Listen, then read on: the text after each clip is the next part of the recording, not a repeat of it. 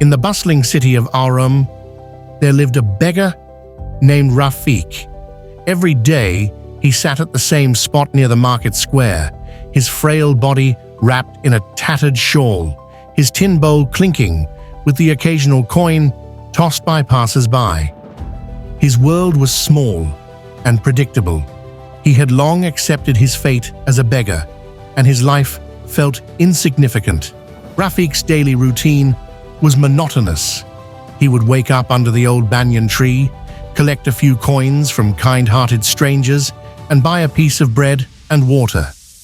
By nightfall, he would return to his tree, staring at the stars and wondering, why does my life seem so devoid of meaning? His only possessions? A small wooden flute, a gift from his childhood, and a notebook he had salvaged from the trash, though he could neither read nor write.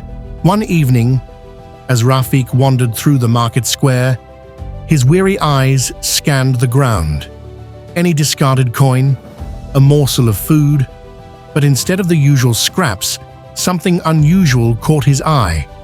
Half buried beneath the fallen leaves near the fountain, there it was, a small, ornate object. Curiosity piqued, he reached down and picked it up. It was a mirror, a polished glass framed with intricate carvings. Rafiq frowned. "What good is this to me?" he muttered. "A mirror for a beggar?" But something about it felt significant. So, without understanding why, he slipped it under his shawl, unsure of what to do with it. That night, under the old banyan tree, Rafiq sat, staring at the mirror. For the first time in years, he studied his reflection. A weathered face, sunken eyes, unkempt hair. A deep sadness washed over him.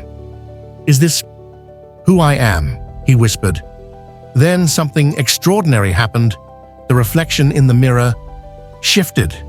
His tired, worn face melted away, replaced by a younger version of himself, smiling, carefree, holding the wooden flute. Memories flooded his mind, playing in the village square, filling the air with music, bringing joy to people, watching even the saddest souls smile. A voice soft as the wind seemed to whisper from the mirror, "You were happy once. Why not again?" And just like that, the vision faded. Rafiq stared at his reflection once more, but something had changed inside him. A spark of hope. For the first time in years, he felt a glimmer of possibility. The next morning, Rafiq woke up with a sense of purpose. He cleaned himself as best as he could, using water from the fountain. He combed his hair with his fingers, put on the least tattered of his clothes.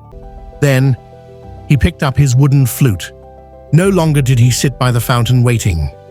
No. This time, he stood, and he began to play. At first, the notes were hesitant, uncertain. But then, slowly, beautifully, the music began to flow. A melody so beautiful, it stopped people in their tracks. Children danced. Shopkeepers paused to smile. Even the busiest passers-by lingered to listen. As Rafiq played, he felt something he had never known before, a sense of purpose. His tin bowl, once filled with spare change out of pity, now overflowed with coins given in appreciation. He played another song, and another. With every note, his heart soared. Weeks passed, then months. Rafiq's transformation was clear to everyone. His music became the heart of the market square. People no longer saw him as a beggar. They saw him as an artist, a man who had found his gift again, a man who had given the world joy, despite his circumstances. One day, as Rafiq played in the bustling market square, he looked at the mirror once more. And what did he see? Not a tired, defeated man, but a man full of hope, a man who had changed his life. And at that moment, he understood. It wasn't the mirror that had changed him. It was his own perspective. The mirror had merely shown him who he could be. And now, He was that man. He often shared his wisdom with those who listened. Your circumstances don't define you. It's how you see yourself and what you choose to do with your gifts that matters. Sometimes all it takes is a shift in perspective to turn your life around. And as the music filled the air once more, Rafiq smiled.